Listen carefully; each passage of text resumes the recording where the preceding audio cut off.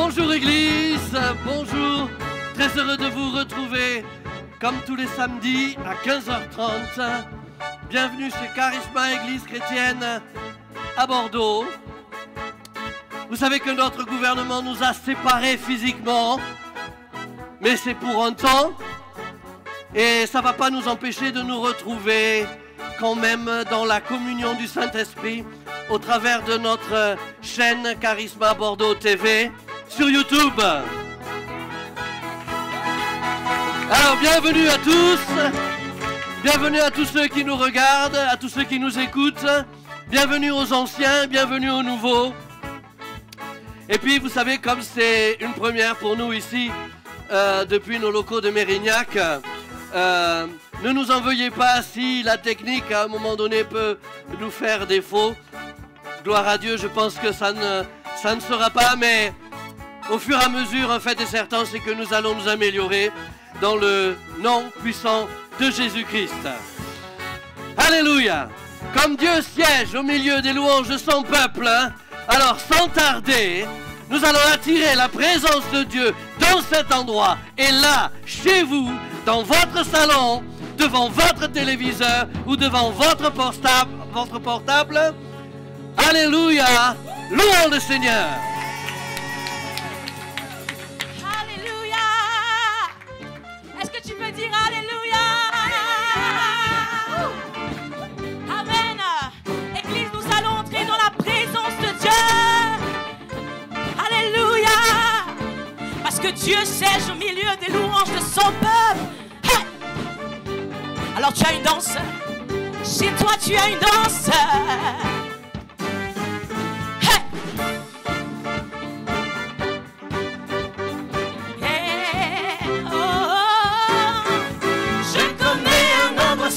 Où la puissance de Dieu agit, sa parole est la lumière de vérité. Je l'emmène partout où je vais, tout le monde autour de moi le sait. C'est le moment de vivre la parole. Je suis conduit par la parole de Dieu. Oui, je connais un endroit sûr. Alléluia. Je connais un endroit sûr où la puissance de Dieu agit. Sa parole est la lumière de vérité. Je l'emmène partout où je vais. Tout le monde autour de moi le sait. C'est le moment de vivre la parole. Je suis conduit par la parole de Dieu. Alléluia, en écoutant la parole de Dieu. En écoutant la foi remplit mon cœur.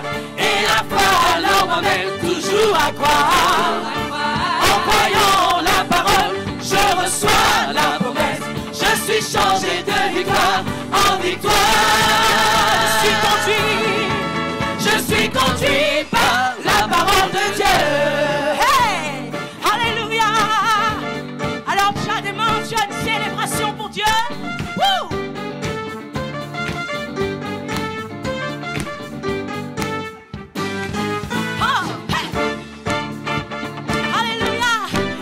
De joie pour toi, Seigneur. Oh, je connais un endroit sûr où la puissance de Dieu agit. Sa parole est la lumière de vérité. Je l'emmène partout où je vais. Tout le monde autour de moi le sait. C'est le moment de vivre la parole. Je suis conduit par la parole de Dieu.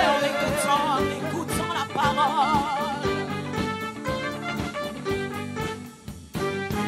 En écoutant la parole, la foi remplit mon cœur. Et la foi alors m'amène toujours à croire. En croyant la parole, je reçois la promesse. Je suis changé de victoire en victoire. En écoutant la parole, la foi remplit mon cœur. Et la foi alors m'amène toujours à croire. En croyant la parole, je reçois la promesse. Je suis changé de victoire en victoire. Encore une fois, Église. En écoutant la parole, la foi remplit mon cœur. Et la foi alors m'amène toujours à croire. En croyant la parole, je reçois la promesse. Je suis changé conduit, je suis conduit par la parole de Dieu. Je suis conduit par la parole de Dieu.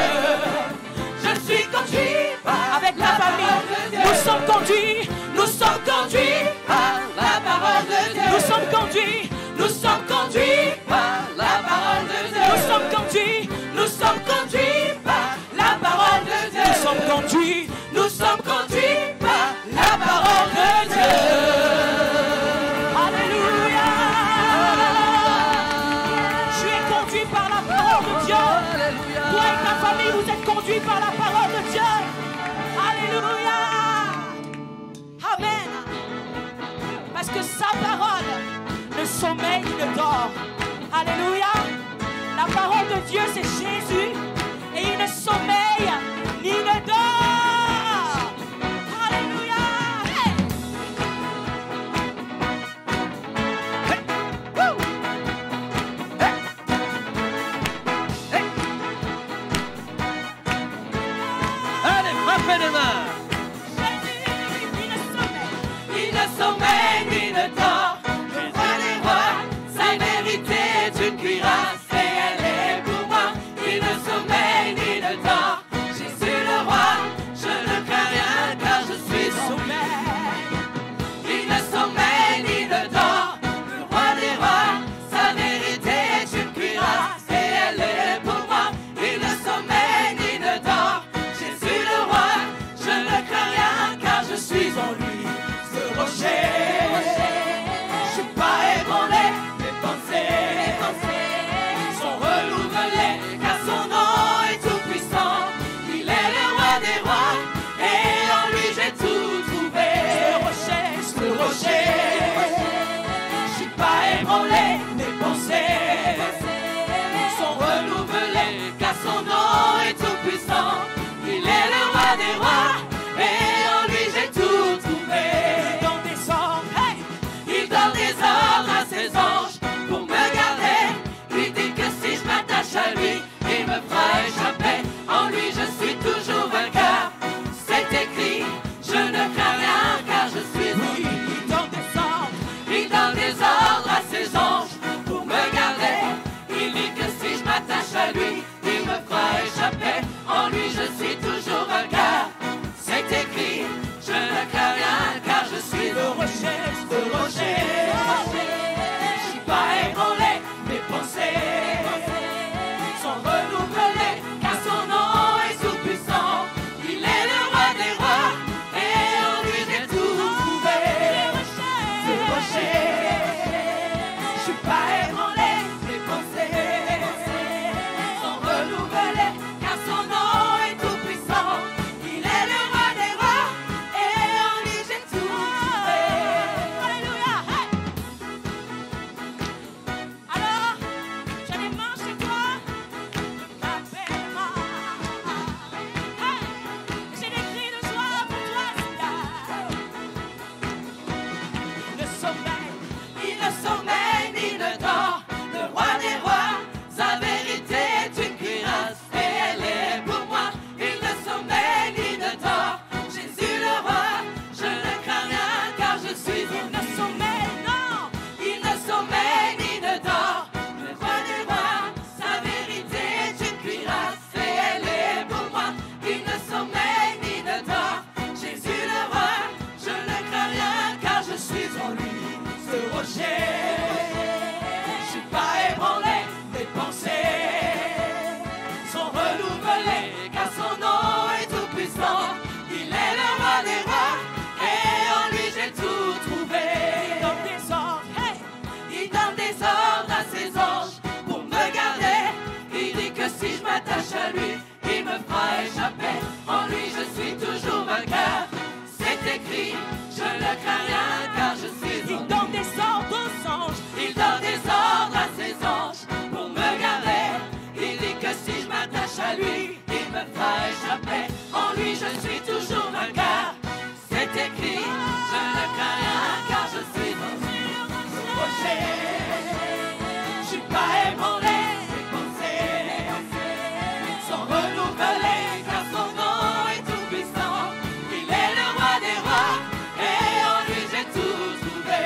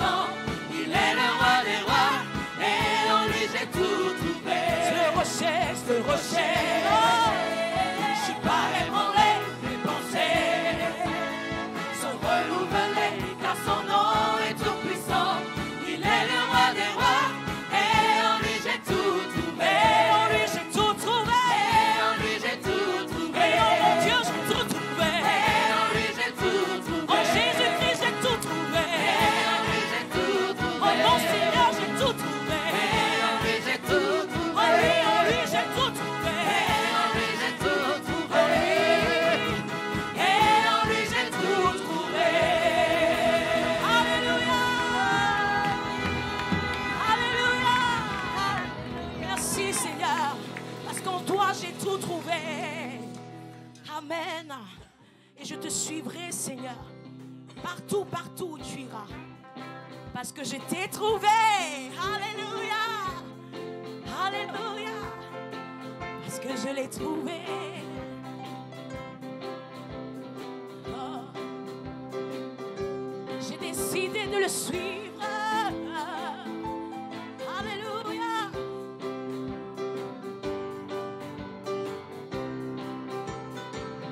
J'ai décidé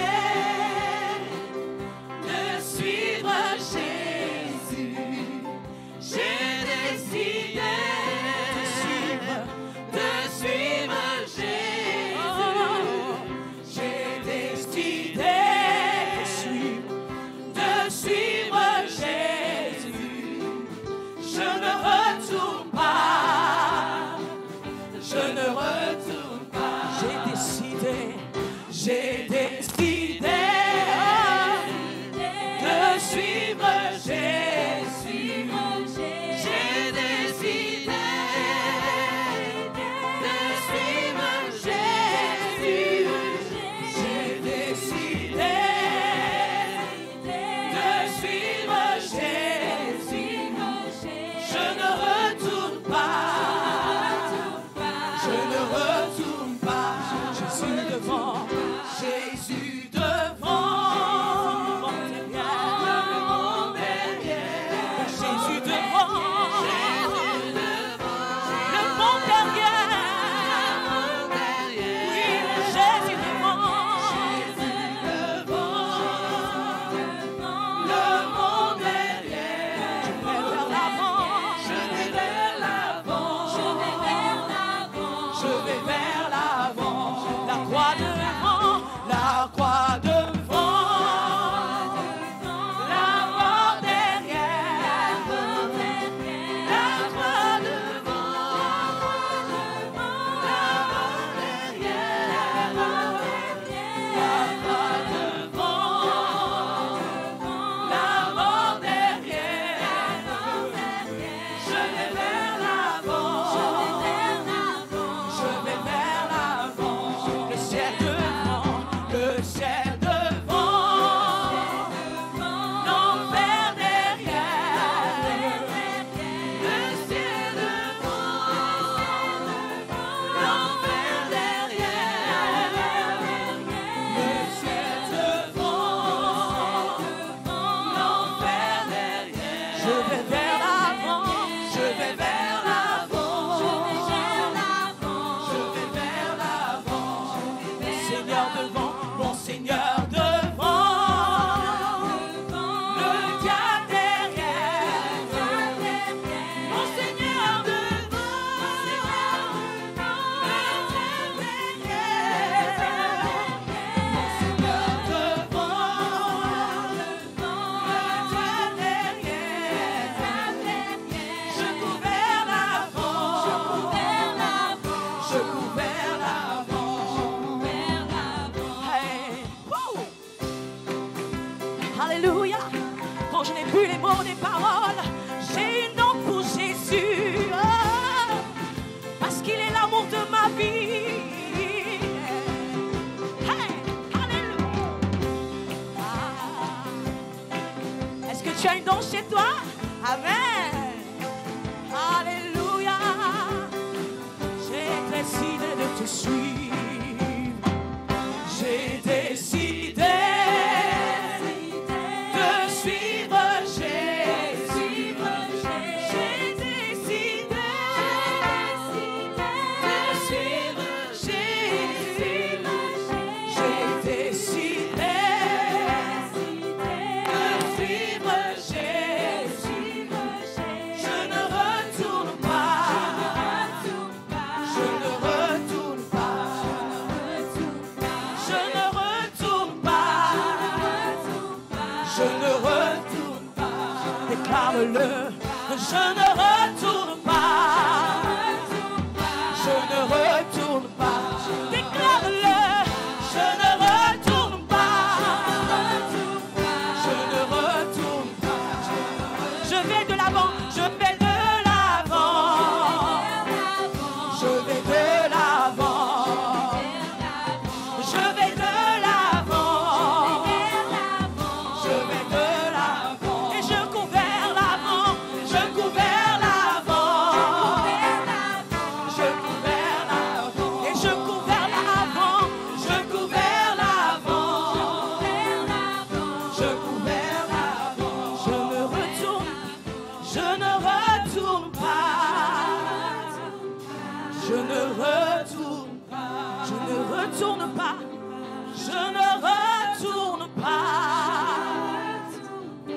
Je ne retourne pas. Je ne retourne pas. Je ne retourne pas. Je ne retourne pas. Je ne retourne pas. Je ne retourne pas. Je ne retourne pas. Je ne retourne pas. Je ne retourne pas. Je ne retourne pas. Je ne retourne pas. Je ne retourne pas. Je ne retourne pas.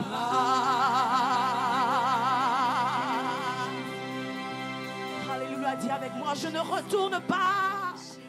Je ne retourne pas vers l'arrière. Je vais vers Jésus. Et mon Jésus est devant, il n'est pas derrière. Alléluia. Alléluia. Devant, devant, devant. Mon avenir est devant. Alléluia. Alléluia.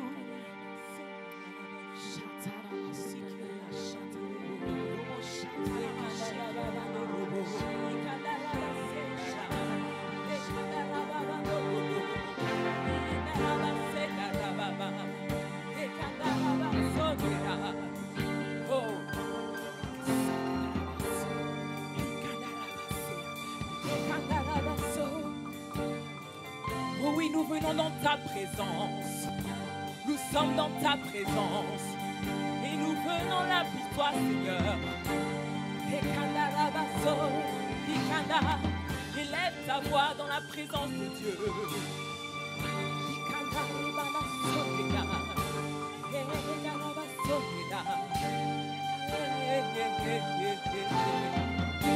La présence du Seigneur est dans cet endroit. La présence du Seigneur est dans cet endroit. Tes besoins seront pourvus. Tes besoins seront pourvus. La présence du Seigneur est dans cet endroit. La présence du Seigneur est dans cet endroit. Élève ta voix, dis je reçois. Élève ta voix, dis je reçois. La présence du Seigneur est dans cet endroit. La présence du Seigneur est dans cet endroit. Tes besoins seront pourvus. Tes besoins seront pourvus. La présence du Seigneur est dans cet endroit. La présence du Seigneur est dans cet endroit. Élève ta voix, dis je reçois. Élève ta voix, dis je reçois. Je reçois. Je reçois. Je reçois. Je reçois. Je reçois. Car la présence du Seigneur est là. Il est là. Ressens sa présence. Ressens sa présence. Et dis, la présence du Seigneur est dans cet endroit. La présence du Seigneur est dans cet endroit. Tes besoins seront pourvus. Tes besoins seront pourvus. La présence du Seigneur est dans cet endroit. La présence du Seigneur est dans cet endroit. Élève ta voix, dis je reçois. La présence du Seigneur est dans cet endroit. La présence du Seigneur est dans cet endroit.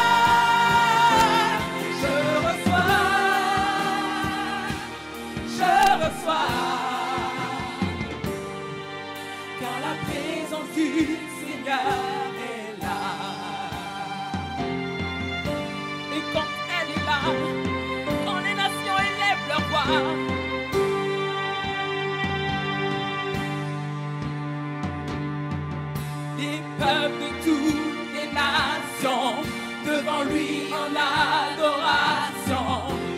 La présence de Dieu est là. Je peux sentir sa puissance dans cet endroit. Les peuples de toutes les nations, les peuples de toutes les nations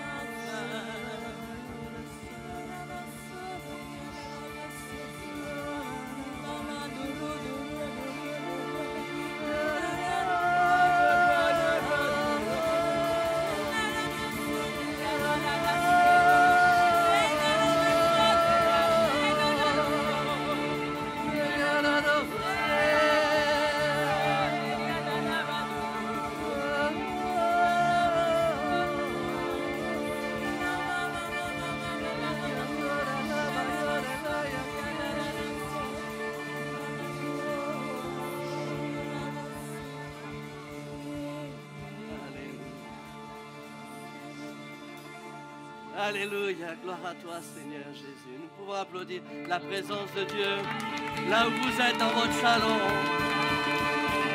La parole de Dieu nous dit, battez des mains, poussez des cris de joie. Il est présent ici, il est présent chez toi. Alléluia. Merci Seigneur pour ta présence cet après-midi dans cet endroit. Alléluia. Amen. Amen. Woo! Gloire à Dieu. J'espère que vous avez pu ressentir physiquement la présence de Dieu. Il est parmi nous. Il est parmi vous qui nous écoutez cet après-midi. Je vais vous demander juste à l'instant de fermer vos yeux quelques secondes. Et nous allons prier. Seigneur Dieu, notre Papa céleste, c'est à toi que nous nous adressons cet après-midi parce que un chant à ta présence ne rime à rien. Une adoration sans ta présence ne rime à rien. Une prédication sans ta présence ne rime à rien du tout. Et Seigneur, nous te demandons cet après-midi que les paroles qui sortent de ma bouche viennent de ton cœur, Seigneur, qu'elles soient remplies d'onction pour éclater les jougs et sortir les fardeaux. Qu'elles puissent être une lumière au pied de chacun de ceux qui nous regardent cet après-midi. Seigneur, conduis-nous dans ta présence. Prends toute la place et dirige toutes choses dans le nom puissant de Jésus. Amen, amen et amen. Vous pouvez disposer, merci.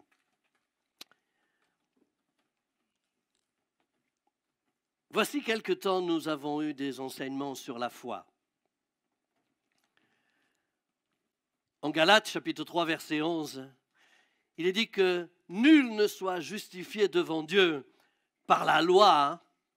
Cela est évident, puisqu'il est dit, le juste vivra par la foi. Alors la foi en Dieu, la foi en son Fils unique, Jésus-Christ, doit être le fondement de votre vie. C'est par la foi qu'on obtient les promesses de Dieu. Et il y en a 8000 dans la parole, dans la Bible. C'est par la foi que nous sommes sauvés. C'est par la foi que nous sommes guéris. C'est par la foi en lui que nous pouvons être délivrés des jougs démoniaques.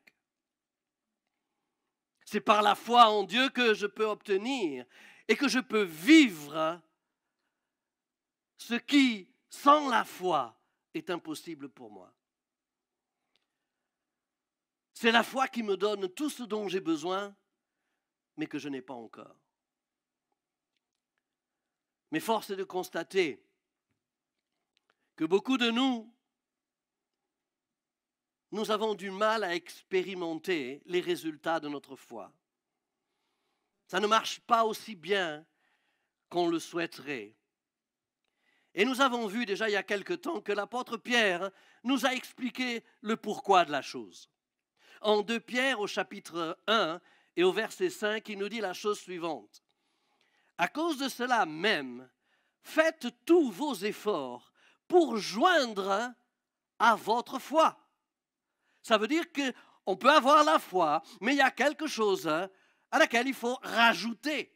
Pour joindre à votre foi la vertu, à la vertu la connaissance, à la connaissance la maîtrise de soi, à la maîtrise de soi la patience, à la patience la piété, à la piété l'amitié fraternelle, à l'amitié fraternelle l'amour. Car si ces choses sont en vous et y abondent, elles font que vous ne serez pas oisifs ni stériles pour ceux qui regardent la connaissance de notre Seigneur Jésus-Christ. Alors la foi est la base. Mais la foi toute seule, elle n'est pas suffisante. Il nous faut y ajouter plusieurs choses. Et nous avons vu que l'apôtre Pierre nous a donné plusieurs choses à y rajouter. Mais il y a une chose à laquelle on n'a pas entendu parler depuis très longtemps. Beaucoup de choses on a entendu parler, beaucoup de choses nous avons eu des prédications là-dessus. Mais il y en a une, on se demande pourquoi on n'entend pas quelque chose à ce sujet. Pourtant la Bible en parle dans beaucoup de versets. Et cette chose s'appelle la piété. La foi a besoin de piété pour être efficace. Alors, Dieu nous exhorte à la piété. Laissez-moi vous rappeler quelques versets. En Osée chapitre 12, verset 6, il est écrit « Et toi, reviens à ton Dieu, garde la piété et la justice, et espère toujours en Dieu. » Alors il faut espérer en Dieu. Mais pour pouvoir espérer en Dieu, il ne faut pas oublier avant de garder la piété et la justice qui est la façon de faire de Dieu. Dans la lettre qu'il a écrite à Tite, l'apôtre Paul nous explique quel était son ministère. En Tite chapitre 1 verset 1, il se présente et il dit « Paul, serviteur de Dieu et apôtre de Jésus-Christ, pourquoi faire ? Pour la foi des élus de Dieu et la connaissance de la vérité qui est selon la piété. » Cela veut dire qu'il y a une vérité qui n'est pas avec la piété et il y a une vérité qui est avec la piété. Ce qui veut dire que la vérité sans la piété, ce n'est pas tellement la vérité, puisque la vérité fonctionne avec la piété. Quelqu'un qui vous parle de la vérité, mais qui n'a pas de piété dans sa vie, ce n'est pas quelqu'un qui est agréé de Dieu. C'est ce que fait le diable. Il parle de la vérité. Oh, quand il était là, en train de tenter Jésus dans le désert, mon Dieu, il a sorti des versets bibliques. Il a parlé la vérité. Mais cette vérité n'était pas pour délivrer Jésus. Cette vérité était pour le faire chuter. Et beaucoup de gens peuvent se servir de la vérité pour nous faire tomber, pour nous éloigner du destin que Dieu nous a prévu. En ce qui nous concerne, l'apôtre Paul nous dit toujours en Tite, au chapitre 2, verset 12, que la grâce de Dieu en nous, elle nous enseigne à renoncer à l'impiété. Alors ça veut dire que l'impiété est quelque chose que l'on doit se débarrasser, où on doit renoncer à dire non. Donc c'est bien quelque chose de concret. Il dit donc à renoncer à l'impiété et aux convoitises mondaines et à vivre dans le siècle présent selon la sagesse, la justice et la piété. La sagesse, c'est la façon de Dieu de voir les choses. La justice, c'est la façon de faire de Dieu. Et la piété. Dieu cherche et choisit des gens pieux. En Psaume, chapitre 4, verset 3, il est écrit « Sachez que l'Éternel s'est choisi un homme pieux. » Voilà qui Dieu choisit. Ce n'est pas n'importe qui. C'est quelqu'un qui a de la piété, quelqu'un qui est pieux. À ce sujet, nous avons déjà commencé à voir que la piété n'était pas une chose naturelle. Elle doit se rechercher. C'est encore ce que dit Paul à Timothée, à 1 Timothée, chapitre 6, verset 11. « Pour toi, homme de Dieu, fuis ces choses et recherche. » Recherche quoi? Recherche la justice. Façon de Dieu de faire les choses. Recherche la piété. C'est ce que nous sommes en train de voir. La foi, nous en avons parlé. L'amour, nous en avons parlé. La patience, nous en avons parlé. La douceur, nous en avons parlé. Mais qu'en est-il de la piété? Encore une fois, il ne suffit pas de connaître les choses sur l'amour. Il ne suffit pas de connaître les choses sur toutes les autres choses. On a besoin d'en connaître sur la piété. Dites avec moi, piété. 2 Pierre chapitre 3 verset 11. Puisque donc toutes ces choses doivent se dissoudre, quelles ne doivent pas être la sainteté de votre conduite et de votre piété. Dans ce verset, nous voyons que la conduite, la sainte conduite est une chose, mais que la piété en est une autre qui doit se rajouter. En 2 Timothée chapitre 3, Dieu nous avertit que dans les derniers jours, et s'il y a quelqu'un à côté de toi, dis bien, nous y sommes. Dans les derniers jours, beaucoup de gens seront mauvais. Et au verset 5 de Timothée 3, 5, il dit qu'il y en a qui, ayant l'apparence de la piété, mais reniant ce qui en fait la force, éloigne-toi de ces hommes-là. Donc nous devons apprendre ce qu'est la piété et arriver à discerner la vraie piété de l'apparence de la piété. Alors, la question est, qu'est-ce que la piété? Laissez-moi revenir un petit peu sur ce que nous avons déjà vu il y a 2 semaines de ça. La piété, c'est un style de vie. Ce n'est pas une action. C'est un style de vie, et un style de vie qui va être lié à la révérence. La révérence est un mot ancien qu'on a pu voir du temps des rois, où les courtisans devaient faire la révérence au roi. C'était une question de respect, une question d'honneur. Le contraire de la révérence, c'est la familiarité, voire même la vulgarité. Mais c'est quoi la révérence? C'est une attitude de cœur très respectueuse.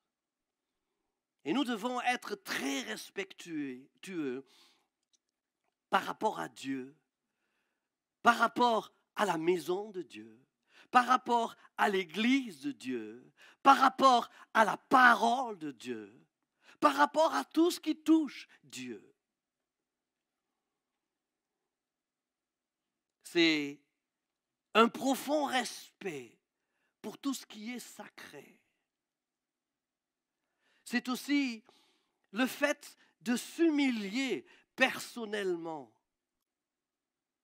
Tout ce que je fais, je ne suis pas en train de me glorifier de ce que je fais. Je ne suis pas en train de me glorifier de mon Église. D'abord parce qu'il y en a qui ont des églises beaucoup plus grandes que la mienne. Mais je sais une chose, c'est que moi tout seul, je suis incapable de faire quoi que ce soit. Et tout ce que je le fais par la grâce de Dieu. Et j'ai cette pensée en moi-même d'être presque un serviteur inutile. Parce que tout ce que je dis, ça ne vient pas de moi, ça vient de lui. Tout ce que je fais, ce n'est pas moi qui veux le faire, c'est lui qui veut le faire en moi.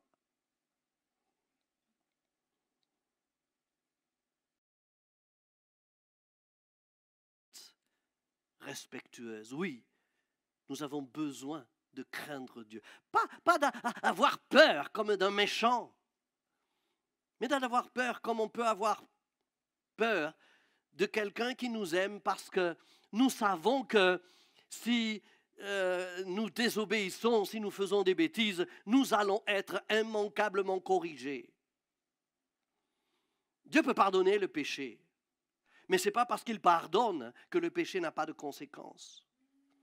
Et la crainte de Dieu, c'est d'avoir cette assurance que toutes les pensées que je peux avoir, toutes les paroles que je peux dire, tous les regards sur lesquels je peux les poser, Dieu le sait, Dieu le voit, Dieu l'entend. Et qu'à partir de tout ce que je vis, tout ce que je fais, tout ce que je dis, je serai jugé. Et toi aussi, tu seras jugé. Alors on craint, pas une peur, mais une crainte respectueuse. Et puis c'est l'admiration de la grandeur de Dieu. Beaucoup trop mettent Dieu dans leur poche, ou quelquefois, j'ai envie de dire, dans leur porte-bagages. Ils vivent leur vie, et puis, quand ils ont besoin de Dieu, ils se retournent. « Seigneur, là, tu peux venir là ?» Non, Dieu est grand. Nous sommes tellement, tellement, tellement petits. Ce qui nous montre la grandeur de son amour pour nous aimer, nous qui sommes tellement, tellement, tellement petits. Quand on regarde l'univers qui est juste dans le creux de sa main, Dieu est grand. Quand on regarde la création, la terre entière, Dieu est grand. Quand on regarde la composition des matériaux, la composition même de notre corps, Dieu est grand. Quand on regarde ce que Dieu nous a donné comme capacité pour pouvoir être comme lui, imaginer et créer, Dieu est très grand. Et puis, la révérence, c'est d'attribuer à Dieu la primeur sur toute chose. Comme on a chanté tout à l'heure, c'est Dieu devant. C'est toujours Dieu devant, jamais derrière. Quelqu'un qui m'est cher cette semaine était très déçue parce qu'elle avait postulé à un travail et elle était presque sûre d'avoir ce travail. Évidemment, quelqu'un avait parlé pour elle. Mais ils ne l'ont pas pris. Alors je lui ai fait cette remarque. Quand est-ce que tu vas arrêter de mettre Dieu dans le porte-bagages? Ah, mais j'ai prié. Oui, mais prier, c'est bien. Mais quand tu es allé là-bas, est-ce que Dieu était devant toi? Quand tu as écrit ton CV, est-ce que Dieu était avec toi? Quand tu as parlé de tout ce que tu étais en toi, est-ce que Dieu était là? Et quand tu es parti, est-ce que tu es parti avec Dieu? Ou simplement, ah c'est bon, j'ai du piston. Dieu est avant toute chose. Et puis pour aujourd'hui, nous allons donc continuer dans cet enseignement et ouvrir notre Bible en Hébreux, chapitre 12, verset 28. Il est écrit, c'est pourquoi, recevant un royaume inébranlable, montrons notre reconnaissance en rendant à Dieu un culte qui lui soit agréable. Et il rajoute, avec piété et avec crainte. La piété, c'est un culte qui est agréable à Dieu. Ça veut dire qu'il y a des cultes qui ne lui sont pas agréables du tout et d'autres qui lui sont agréables. Dieu n'agrée pas notre louange si elle n'est pas empreinte de piété et de crainte. Louer, ce n'est pas chanter. Louer, c'est avoir cette crainte de Dieu et puis cette admiration. Souvent, nous croyons rendre un culte à Dieu parce que nous allons à l'église. Nous allons écouter une prédication. Alors à l'église, on y chante, on y danse. Hein. C'est comme sur le pont d'Avignon, quoi. Rendre un culte à Dieu, ce n'est pas chanter, ce n'est même pas prier.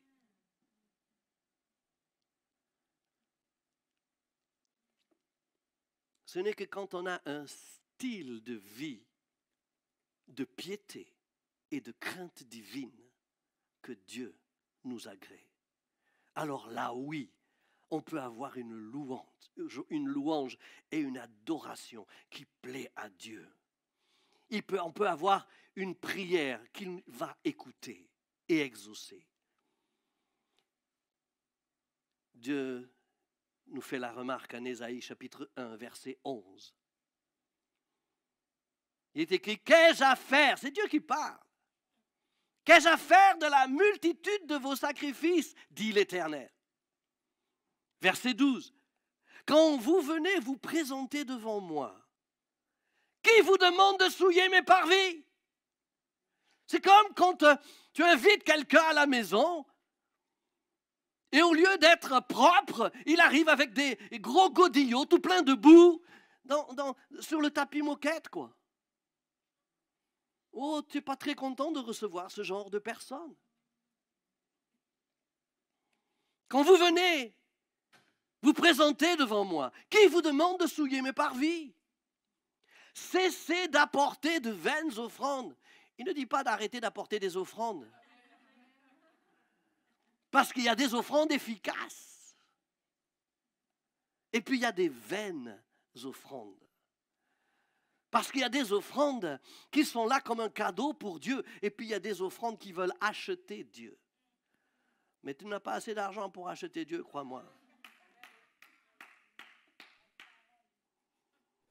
Il dit, j'en ai horreur de l'encens. J'ai en horreur l'encens, les nouvelles lunes, les sabbats et les assemblées. Je ne puis voir le crime s'associer à la solennité. Mon âme hait vos nouvelles lunes et vos fêtes. Elles me sont à charge. Je suis là de les supporter. Quand vous étendez vos mains, je détourne de vous mes yeux. Quand vous multipliez les prières, je n'écoute pas. Et au verset 16, il nous dit, lavez-vous, purifiez-vous, ôtez devant mes yeux la méchanceté de vos actions, cessez de faire le mal. Alors c'est une vie de piété qui fait que tout ce que nous faisons par Dieu, pour Dieu, avec Dieu, est agréé de Dieu. Un culte qui est agréable à Dieu, c'est une vie de piété, de révérence avec la crainte de Dieu. Laissez-moi vous poser une question. Comment est-ce que vous vous habillez pour venir à l'église? Parce que ça peut révéler le niveau de votre piété. Laisse-moi t'expliquer. Quand vous allez à une cérémonie de mariage, comment est-ce que vous êtes habillés? Est-ce que vous mettez les habits de tous les jours? Les habits de travail? Les habits de sport? Non. Parce qu'il y a des mariés et parce que vous voulez honorer les mariés, vous mettez les plus beaux habits que vous pouvez avoir. Et même, vous allez en acheter des spéciaux.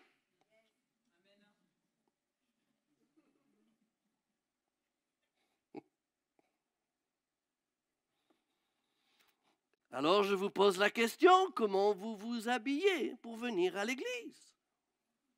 Parce qu'à l'église, il y a quelqu'un de plus important qu'un couple de mariés. Comment est-ce que certains ne choisissent pas leur tenue pour célébrer, non pas deux personnes, mais le roi des rois?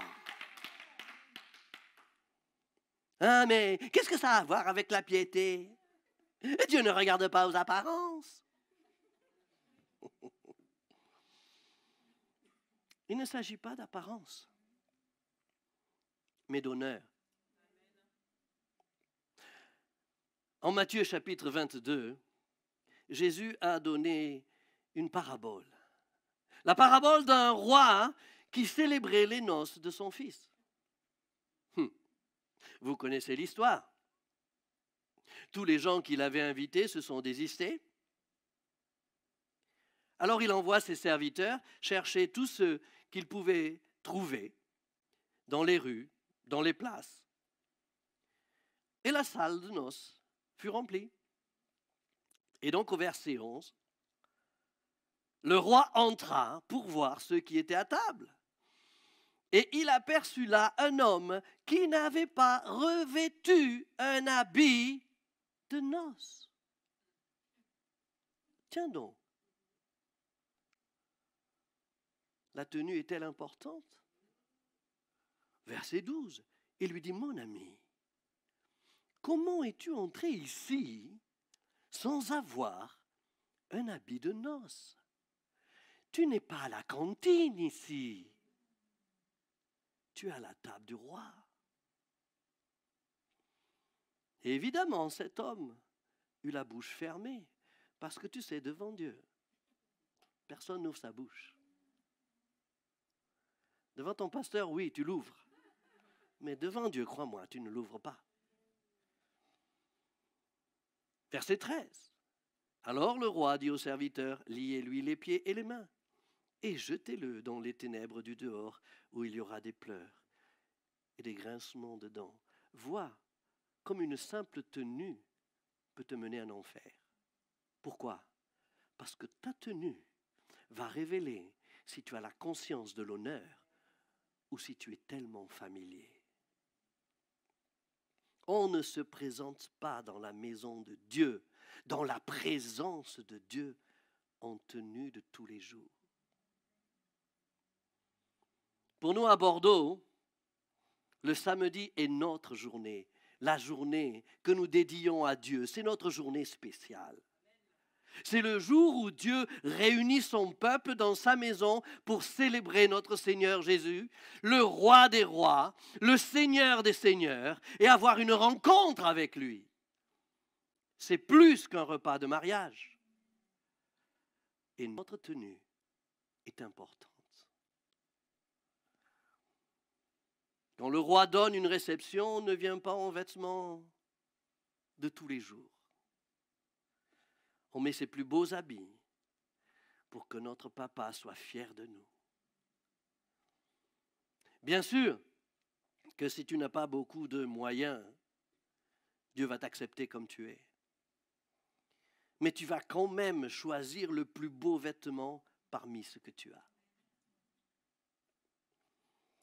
Et puis, si tu n'as rien d'autre que ce que tu as, nous avons un social dans l'Église qui pourra te donner ce dont tu as besoin pour que tu te sentes bien dans la présence de Dieu avec une attitude d'honneur à notre Seigneur. Maintenant, écoute-moi bien, parce que je sais, oui, tu es en train d'avoir plein de versets dans la tête qui parlent de la tenue, mais tu sais, ce dont je suis en train de te parler, ça n'a rien à voir avec un concours de beauté. Dieu ne te demande pas de mettre une perruque.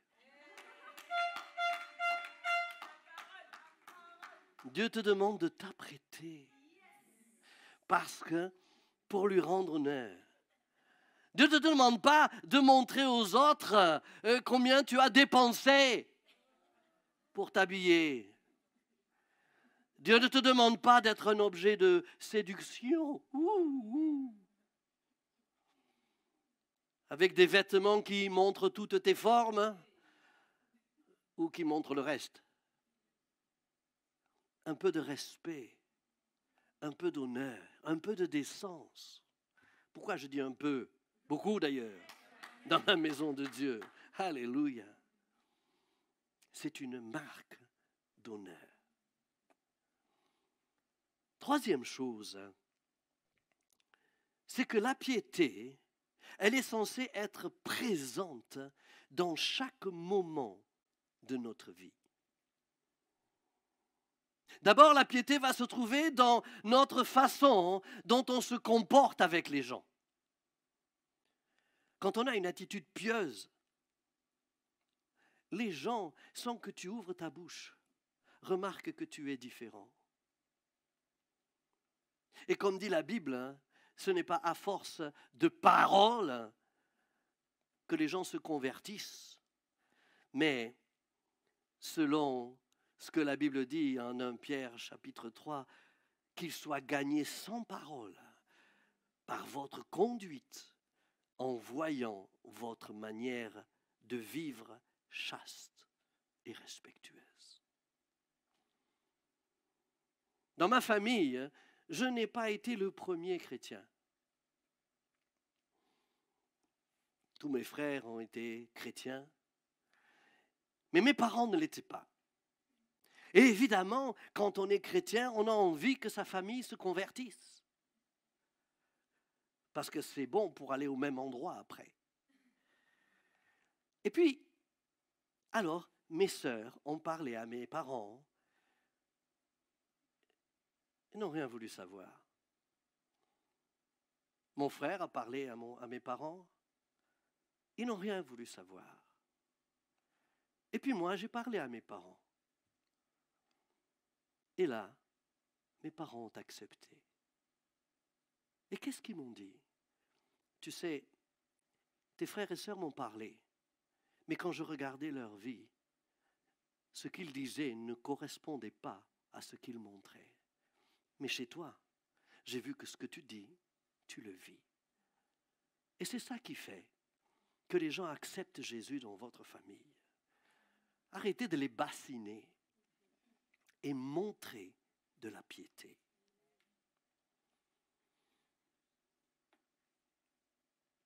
Avec les gens, on n'est pas à rechercher la bagarre. On n'est pas là à rechercher des conflits. On ne veut pas toujours avoir raison, même si on a raison. Romains 12, 18 nous dit, s'il est possible, autant que cela dépende de vous, parce que des fois, ça ne dépend pas de nous, mais autant que ça dépende de nous, soyez en paix avec tous les hommes et les femmes. En Hébreux, chapitre 12, verset 14, il nous donne une autre facette, il nous dit, recherchez la paix avec tous et la sanctification sans laquelle personne ne verra le Seigneur. Alors la piété, c'est donc la façon dont on se comporte avec les gens, mais c'est aussi comment est-ce qu'on prend nos décisions. La piété se trouve dans nos décisions. Si tu prends des décisions importantes, sans te poser de questions, sans regarder ce que la Bible dit, en fait, en faisant comme font tous ceux qui ne connaissent pas Dieu, ça montre que tu n'as aucune piété, même si tu viens à l'église. Une décision se prend toujours avec l'accord du Saint-Esprit. Nos décisions doivent être le prolongement d'une conviction qui nous a été donnée par le Saint-Esprit.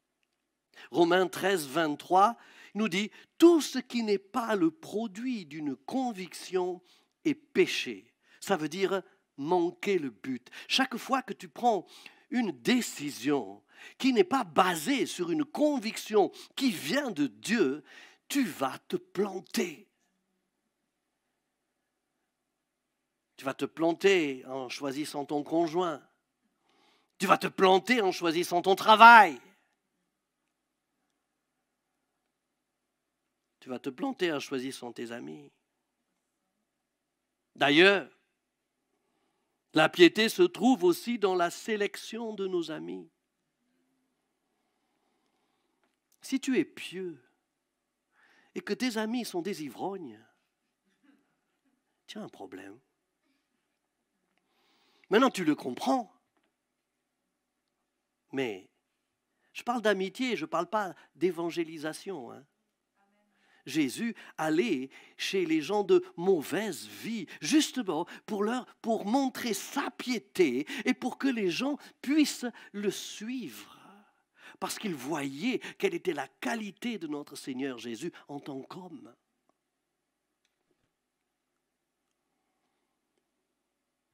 Mais ses amis n'étaient pas des gens qui n'avaient pas de piété. Ceux qui étaient le plus proches de lui, c'était ceux qui étaient le plus pieux. Pierre, Jacques, Jean. Ils étaient différents de tous les autres. Il y avait eux et les autres. Et derrière les 12, il y avait les 70. En fonction de quoi? En fonction de leur piété.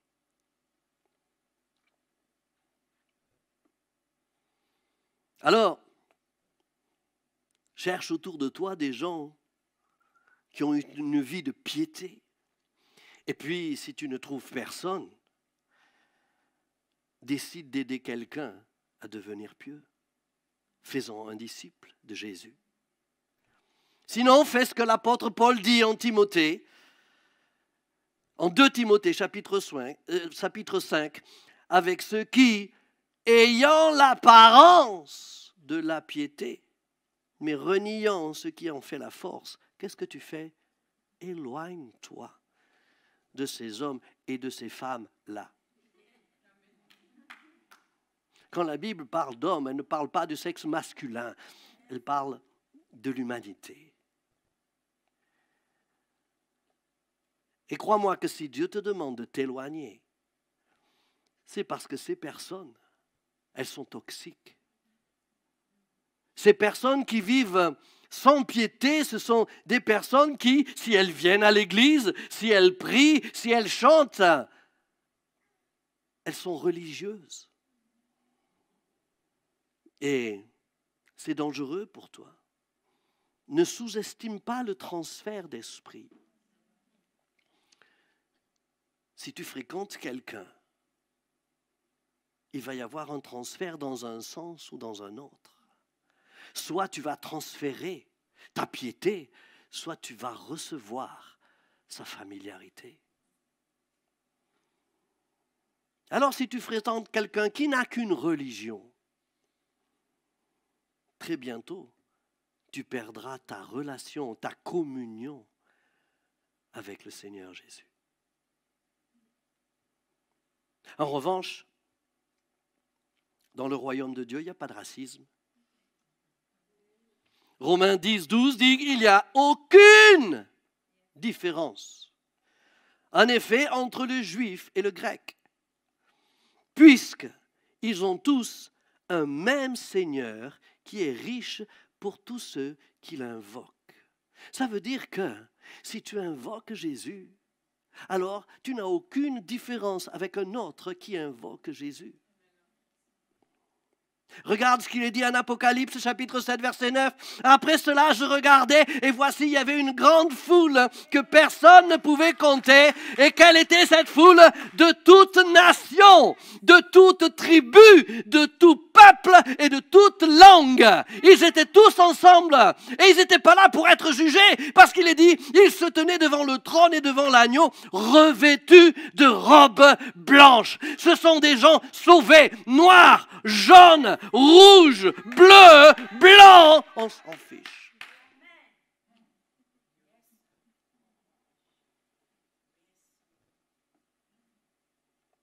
Quand nous avons accepté le Seigneur Jésus comme Sauveur et Seigneur, nous faisons partie d'un seul et même corps, quelle que soit notre couleur.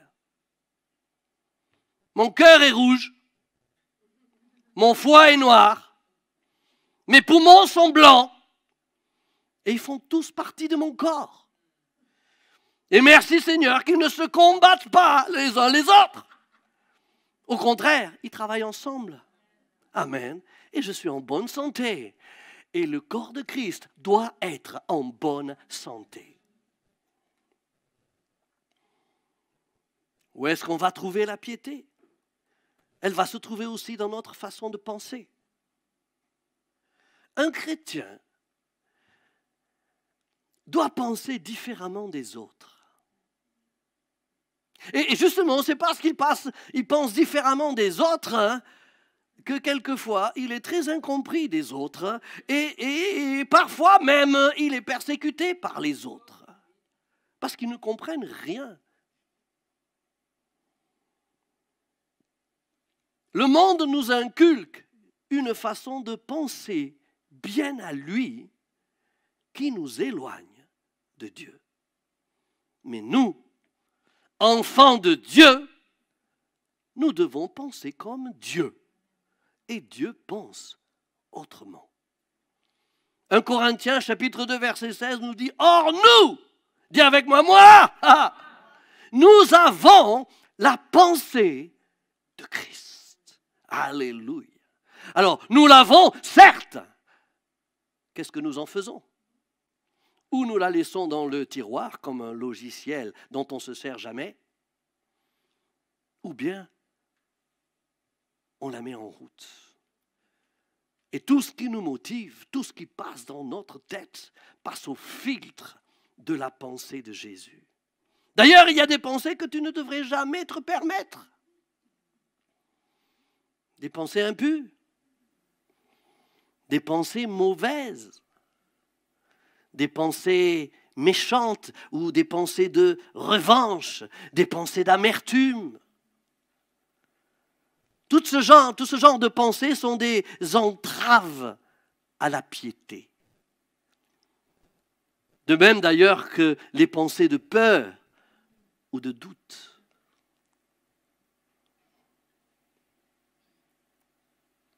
C'est quoi la piété? Quatrième chose, c'est une vie de dévotion. La dévotion, c'est trois choses. Premièrement, c'est la crainte de Dieu. On n'en parlera jamais assez. C'est marrant, mais on a peur de parler de crainte de Dieu. On a peur d'avoir peur de Dieu. C'est terrible. Mais nous devrions. Parce que dit la Bible que Dieu est un Dieu terrible. La première fois que Dieu s'est présenté au peuple hébreu, mon Dieu, ils étaient tellement effrayés. Ils ont dit à Moïse, Moïse, s'il te plaît, parle-lui, toi, et puis après tu viendras nous dire, parce que nous, ah non. Et Dieu dit à ce moment-là, oh, puisse-t-il toujours avoir la même crainte. Dieu aime quand on le respecte.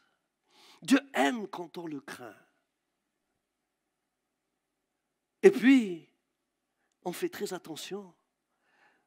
Seulement, ce Dieu terrible, il est aussi un Dieu tellement bon, qui nous donne tellement de choses. La police, on la craint, mais elle ne nous donne rien. Elle nous tape dessus. Pas tous. Mais c'est vrai que quand on voit la police, généralement, on ralentit.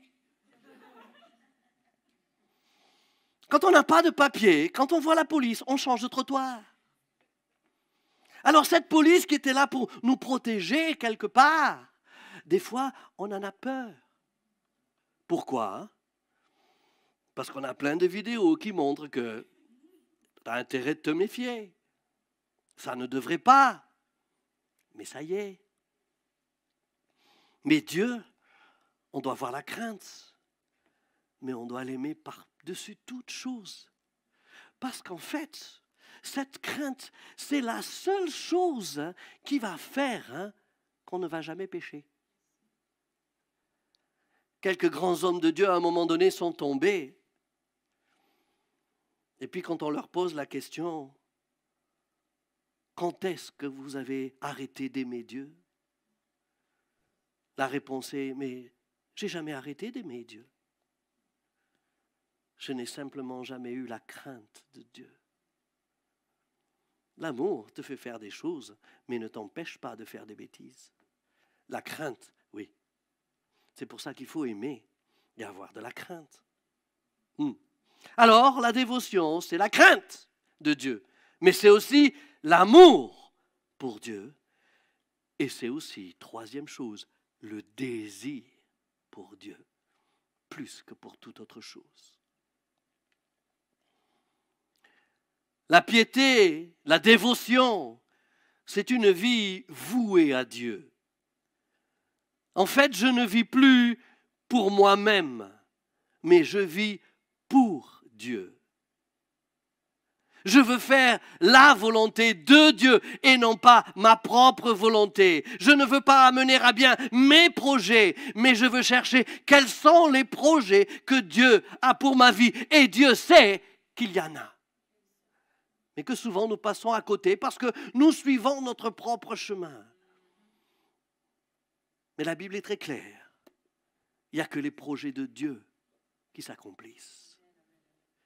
Alors quand nous on a nos projets, le projet qu'il y a de Dieu, le projet qu'on a ne s'accomplit pas parce que ce n'est pas le projet de Dieu. Et on perd beaucoup de temps dans notre vie. Sans dévotion, il n'y a pas de piété. La dévotion, c'est la protection du sacré. La France se targue de la liberté d'expression. qui n'existe pas du tout d'ailleurs. Alors, on diffuse et on défend les caricatures de Mahomet, mais on va licencier un dessinateur qui a croqué le président Macron en serpent à sonnette. Et on est libre de dire ce qu'on veut, mais on supprime la prédication du pasteur qui critique un gouvernement dictatorial. On revendique le droit de blasphémer en France. Vous savez ce que ça veut dire blasphémer? J'ai cherché dans le dictionnaire. Un blasphème, c'est un discours qui outrage la divinité, la religion, ou ce qui est considéré comme respectable ou sacré. C'est blasphémer, c'est outrager. Maintenant, dans le code pénal, il y a des peines prévues pour les outrages à magistrats. Si tu insultes le président de la République, c'est un outrage. Si tu résistes à la force publique, c'est un outrage à la force publique, et ça, tu n'as pas le droit d'outrager. Mais tout le monde a le droit d'outrager Dieu. Non, ce n'est pas normal.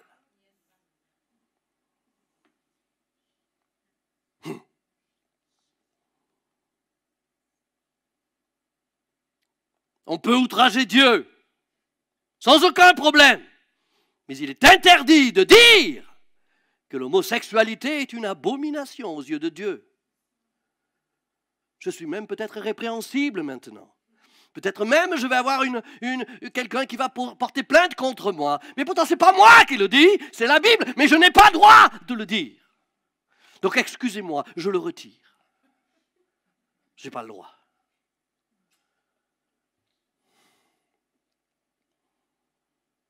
Dans les lieux publics, il est interdit de parler de Dieu. Mais on peut parler de toutes les cochonneries. Il n'y a aucun problème.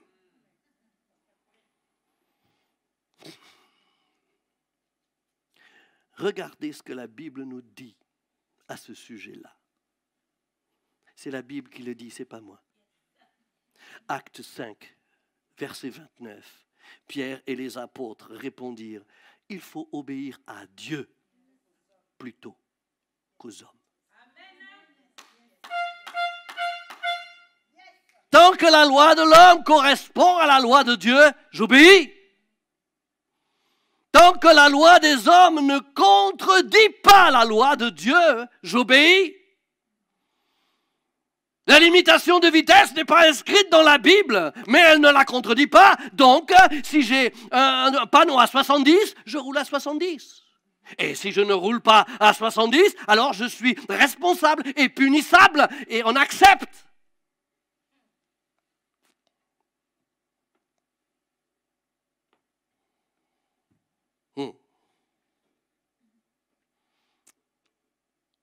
Maintenant, toutes les lois de Dieu sont bonnes.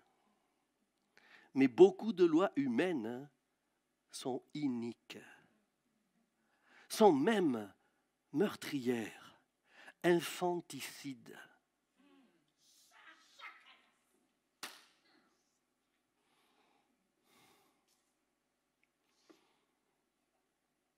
Maintenant, quelqu'un qui est pieux ne peut pas admettre qu'on touche à ce qui est sacré.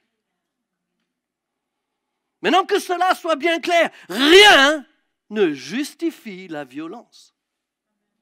Je répète, rien ne justifie la violence. Mais nous avons le droit de nous mettre en colère. Nous avons le droit de faire savoir qu'on nous attaque au plus profond de nous-mêmes, dans ce qui est le plus précieux, le plus cher, dans notre raison d'être même. Nous vivons pour Dieu. Et si tu blasphèmes, tu m'attaques. Et je ne vais pas me taire. Je ne vais pas te casser la figure, mais tu vas m'entendre. Alléluia. La piété, elle se manifeste dans notre approche des choses spirituelles. En fait,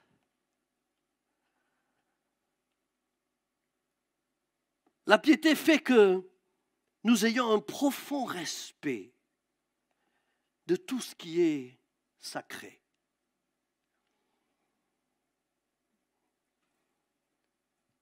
Avant, il n'y avait pas les imprimantes pour dupliquer les parchemins. Alors, il fallait les dupliquer à la main. Et les copistes de la Bible avaient des règles très strictes à respecter. Avant d'écrire le nom de Dieu, vous savez, le tétragramme, Yahvé, avant d'écrire le nom de Dieu sur leurs feuilles, ils devaient se laver 7 fois. Tu imagines? Regarde le nombre de fois où l'Éternel, le Seigneur, est marqué dans la Bible. Ils devaient être des gens très propres.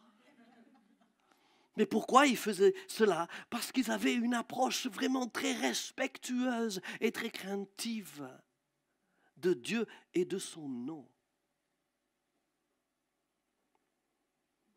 Et puis s'ils faisaient une seule erreur, ils devaient tout recommencer. Et tout ce qu'ils avaient fait jusqu'à l'erreur devait être mis à la poubelle. Parce que ça avait été corrompu. Ils avaient une approche tellement rigoureuse, respectueuse des choses spirituelles. À Bordeaux, nous avons des groupes familiaux dans toute la région bordelaise qui sont animés par ce qu'on appelle des leaders de GF. Et je me permets aujourd'hui de leur poser une question. Quand vous allez exercer votre ministère de leader de GF,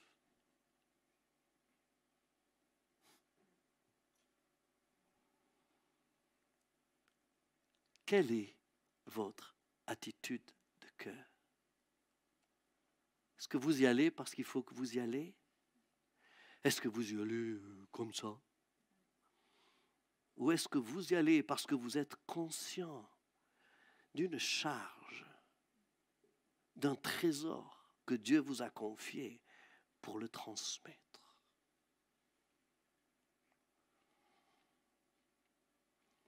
Parce que pour enseigner la parole de Dieu, on doit en avoir une approche très respectueuse, avec la crainte dans le cœur.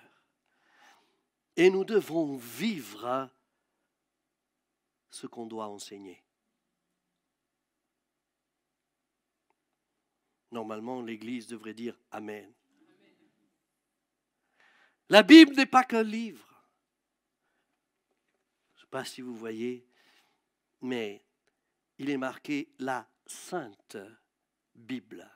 Ça veut dire que c'est un livre à part de tous les autres livres. C'est la parole de Dieu, d'un Dieu qui est 3 fois saint.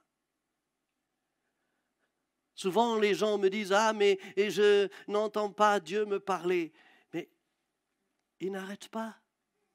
Sauf qu'au lieu d'être conscient que Dieu te parle au travers de ce livre, tu ne lis qu'un livre. Et Dieu ne te parle pas. Mais si tu changes d'attitude en lisant la Bible, qu'elle soit dans un livre ou qu'elle soit dans ton portable, crois-moi, Dieu va te parler à travers sa parole. Ça ne s'appelle pas les écrits de Dieu, ça s'appelle la parole de Dieu.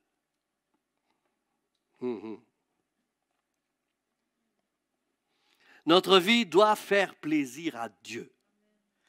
Parce que, in fine, c'est à Dieu que nous allons devoir rendre des comptes.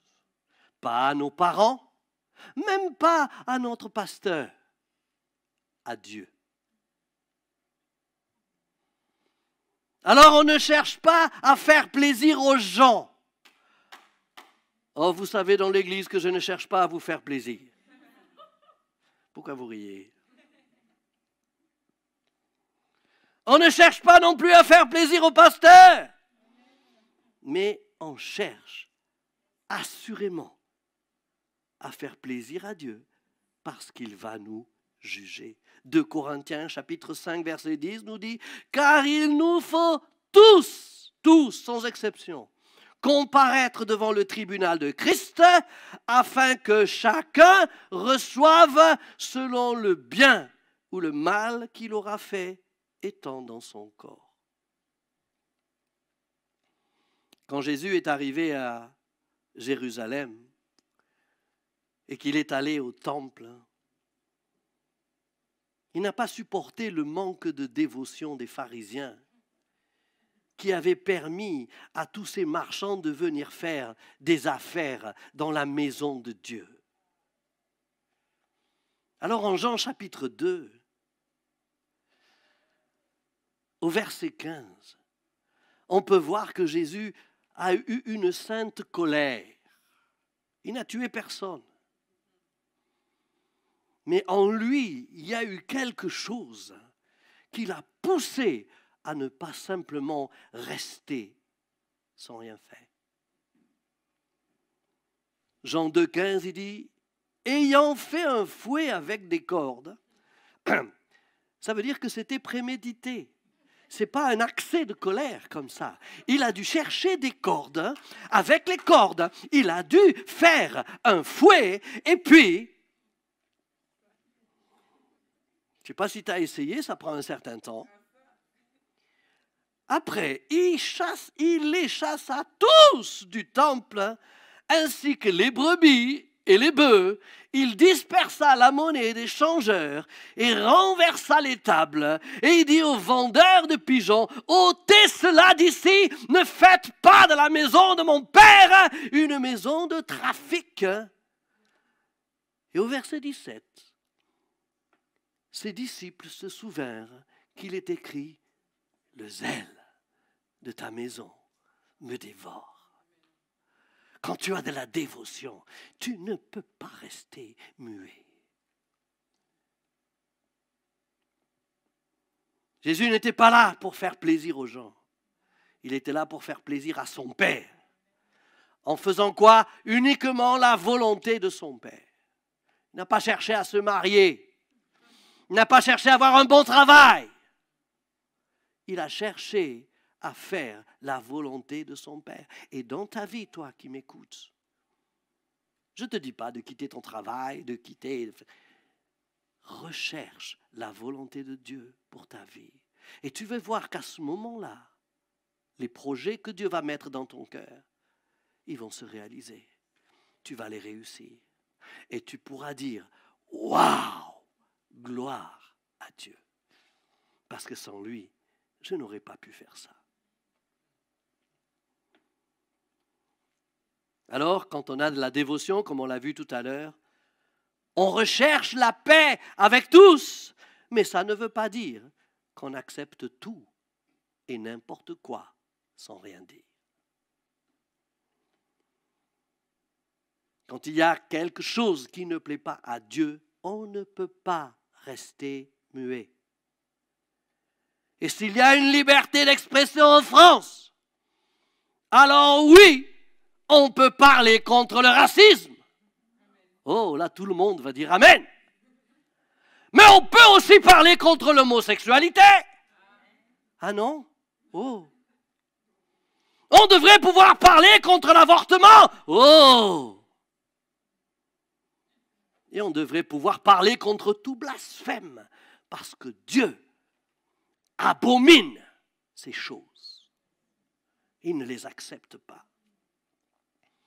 Mais non, la piété, ce n'est pas quelque chose qu'on va imposer aux autres, comme la charia. Non, la piété, c'est quelque chose qu'on va défendre. On la cherche pour nous et on la défend. Et les autres, en nous regardant, ils nous disent, ça, je le veux. C'est pas avec un couteau sur la gorge qu'on te dit, tu deviens pieux?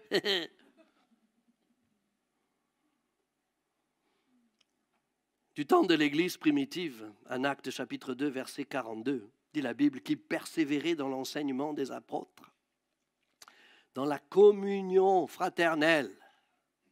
C'est ce qu'on veut nous interdire aujourd'hui. Mais vous savez qu'il y a des procès qui sont en train d'être intentés contre le gouvernement parce qu'ils n'ont pas le droit de nous interdire de nous réunir. Alors prions pour ça. Dans la fraction du pain et dans les prières. Et regardez le verset 43. La crainte s'emparait de chacun. Et le résultat, c'est qu'il se faisait beaucoup de prodiges et de miracles par les apôtres. Pourquoi on n'en voit plus aujourd'hui? Tous ceux qui croyaient étaient dans un même lieu et ils avaient tout en commun. Ils n'étaient pas là à dire « ça c'est à moi, ne me pique pas ça ». On a tout ensemble. Et au verset 46, il est dit « Ils étaient chaque jour, pas que le samedi après-midi, chaque jour, assidus, sans exception, au temple, à l'église. » Leur vie n'était pas dirigée par le travail. Leur vie n'était pas dirigée par la famille. Leur vie n'était pas dirigée par tout ce qu'ils pouvaient posséder. Leur vie était dirigée par l'Église. Il est fort dommage de constater aujourd'hui que pour beaucoup, l'Église est devenue accessoire. Pourtant, l'Église, c'est le corps de Christ. C'est la communion des saints. C'est la bénédiction de Dieu. En Psaume 109, verset 17, il est dit, il ne se plaisait pas à la bénédiction, qu'elle s'éloigne de lui. Alors je me suis posé cette question. Peut-être qu'on ne devrait pas être très étonné qu'aujourd'hui on nous supprime l'Église. Peut-être on ne l'a pas assez aimé. Peut-être on ne l'a pas assez défendu. Peut-être on ne l'a pas assez sanctifié. Mais comme il est écrit en 2 Chroniques, chapitre 7, verset 14, « Si mon peuple, sur qui est invoqué mon nom, s'humilie, prie et cherche ma face, s'il ne se détourne de ses mauvaises voies,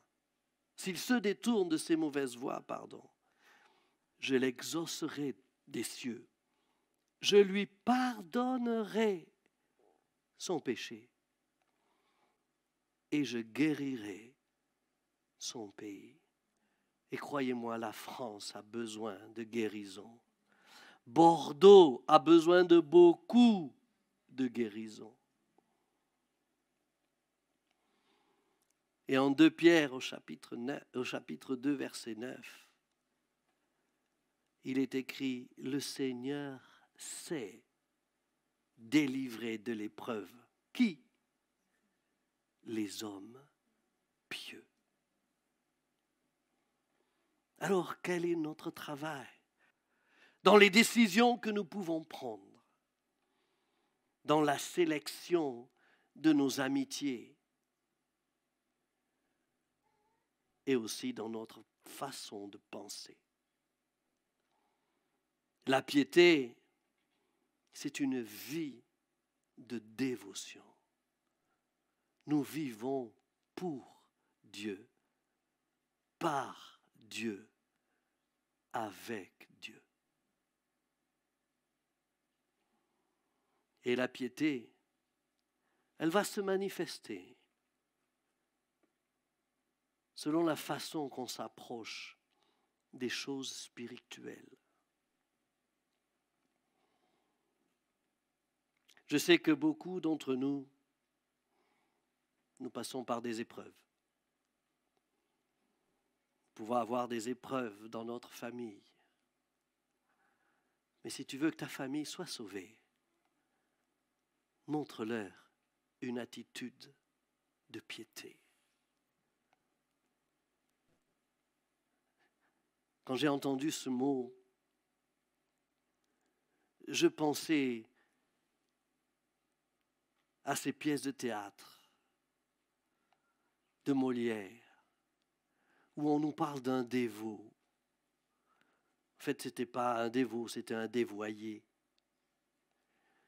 Et alors, quand on parle de dévot, on fait l'amalgame à un bigot. Non, non. C'est du respect. C'est du profond respect. Et quand tu as beaucoup de respect pour Dieu et les choses de Dieu, quand tu mets ta vie selon la volonté de Dieu, quand ta vie fait plaisir à Dieu, crois-moi, ta famille va être touchée. Ils vont te dire, waouh, qu'est-ce que tu as changé en bien? Certains d'entre nous, nous avons des problèmes dans notre travail, soit parce qu'on n'a pas encore trouvé de travail, soit parce que la crise fait qu'on a perdu notre travail. Mais si tu as de la piété, Dieu va agir dans ta vie. Ne désespère pas. On peut peut-être avoir des problèmes dans nos finances. Ou bien, même encore, on peut être très attaqué au niveau de notre santé.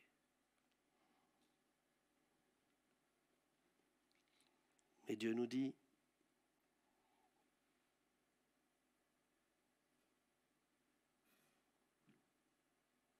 je sais, fais-moi confiance, j'ai le savoir-faire. Je sais délivrer de l'épreuve les hommes et les femmes pieux. Alors nous voulons de la piété. Il est avantageux que nous rajoutions la piété à notre foi si nous voulons que Dieu nous choisisse, si nous voulons qu'il écoute nos prières et si nous voulons être délivrés de toutes nos épreuves. Alors c'est ce que nous allons faire désormais. À notre foi, nous allons ajouter la piété. Et regardez ce que Dieu dit, c'est notre dernier verset. En Psaume chapitre 16, verset 3. Les saints, on aurait pu dire les chrétiens, les enfants de Dieu, qui sont dans le pays, les hommes pieux, sont l'objet de toute mon affection. Et quand Dieu dit de toute mon affection, il est en train de nous dire qu'il met la même affection sur les hommes et les femmes pieux que l'affection qu'il a eue pour son propre fils. De là, il a dit, en lui, j'ai mis toute mon affection. C'est le même Dieu, c'est la même phrase. Et cette phrase, elle est pour nous maintenant. Dieu met son affection, car nous avons une vie de piété. Alors je vais vous demander, si vous êtes assis dans votre salon, levez-vous maintenant, par honneur, par respect, et fermez vos yeux. Oubliez tout ce qui se passe autour de vous. Et nous allons faire cette prière ensemble. Seigneur Père, tu es mon Dieu. Et c'est vrai que souvent, j'ai été familier, irrespectueux, désinvolte, Mais aujourd'hui, j'ai entendu ta parole. J'ai écouté ta voix. Elle est entrée dans mon cœur. Et j'ai vu mon iniquité. Alors oui, Jésus, je veux renoncer à l'impiété. Et je veux rechercher et vivre dans la piété. Seigneur, rappelle-moi ta parole que j'ai entendue aujourd'hui. Conduis-moi, aide-moi à vivre une vie de piété. Ne me laisse pas vivre par moi-même, parce que sans toi, je ne suis rien et je ne peux rien faire.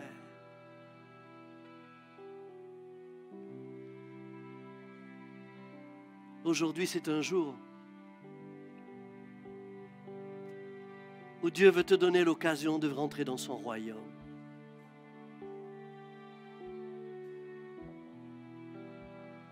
Si c'est la première fois que tu entends cette parole,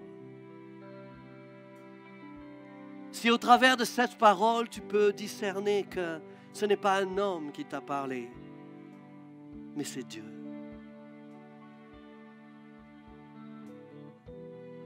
Si cette parole a touché ton cœur,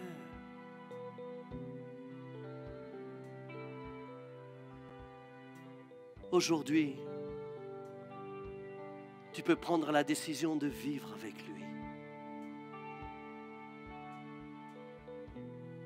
Il y a beaucoup d'années, j'avais une religion. Il y a beaucoup d'années, j'étais catholique. Je faisais partie de ces non-pratiquants. J'allais à l'église à Pâques, à la messe, à Noël. Mais je ne connaissais pas Dieu. Et mon Dieu, sans Dieu, les problèmes arrivent et on n'a pas la solution. Sans Dieu, j'étais perdu. Mais j'ai accepté Dieu dans ma vie. Je lui ai ouvert mon cœur et je lui ai dit, Seigneur, je ne veux même plus de ma vie. Je voulais mourir. Alors, puisque je n'en veux plus, si tu la veux, je te la donne. Sinon, je la jette. Et Dieu est entré dans mon cœur. Il m'a donné une nouvelle vie. Un nouvel avenir. Une nouvelle famille. Aujourd'hui, tu as cette possibilité là où tu es ce soir, d'accepter Jésus dans ta vie. C'est simple. Il faut simplement lui ouvrir ton cœur. Et si tu veux l'accepter dans ton cœur, si tu veux avoir la vie éternelle, si tu veux avoir la solution à beaucoup de problèmes qui te submergent, si tu veux connaître le vrai amour, pas l'amour des hommes qui passent et qui repassent et qui s'en va, mais un amour indéfectible, alors je t'invite ce soir à fermer tes yeux, à ouvrir ton cœur et à répéter cette prière après moi. Seigneur Jésus, je ne te connais pas bien, mais aujourd'hui, tu m'as parlé et je veux te connaître. Je veux t'accepter. Viens dans mon cœur. Je te donne ma vie. Je t'accepte comme mon sauveur et je t'accepte aussi comme mon Seigneur. Aujourd'hui, je te remets ma vie. Je décide de te suivre. Je crois que tu es mort à la croix pour effacer mes péchés. Je crois que tu as été torturé pour que je sois guéri. Je crois que tu as versé ton sang pour que je sois purifié. Je crois que tu es allé en enfer pour que moi je n'y aille pas. Mais la mort et l'enfer n'ont pas pu te retenir. Et le troisième jour, tu es ressuscité parce que tu es le Dieu de la vie. Et Seigneur, aujourd'hui, donne-moi la vraie vie. Dans le nom de Jésus. Amen. Si tu as fait cette prière, aujourd'hui même, tu es sauvé. Si tu as fait cette prière, aujourd'hui même, tu es rentré dans le royaume de Dieu. Si tu as fait cette prière, sans que tu t'en rendes compte, aujourd'hui, ta famille s'est multipliée. Quand tu viendras à l'église après le confinement, tu vas voir qu'il y a plein de frères et de sœurs qui t'aiment. Tu vas voir qu'il y a un papa spirituel qui est prêt à donner sa vie pour toi. Tu vas comprendre ce que c'est que l'amour. Et puis, pour t'aider dans ces premiers pas, nous avons un petit livre qui s'appelle 31 jours pour une nouvelle vie, qui a été écrit par notre pasteur à Paris, le pasteur Nuno Pedro. Ce livre, on veut te l'envoyer gratuitement. Pour cela, tu as simplement, prends un papier, un crayon, et je vais te donner une adresse mail dans laquelle tu pourras donner tes références, ton nom, ton prénom, ton numéro de téléphone, et puis écris que aujourd'hui, tu as accepté Jésus en écoutant la parole de Dieu par YouTube. Et demande, envoyez-moi votre livre 31 jours pour une nouvelle vie. Et on va t'envoyer ce livre par la poste. Tu as pris un crayon, je te donne l'adresse. charisma@charisma.fr. Charisma, charisma, @charisma.fr. Que le Seigneur vous bénisse. Passez une excellente semaine. Soyez vivants, soyez éclairés, soyez guéris et soyez bénis dans le nom puissant de Jésus. Amen. Et je vous dis à la semaine prochaine à 15h30 sur notre chaîne Charisma Bordeaux TV, samedi 15h30. Excellente semaine à vous.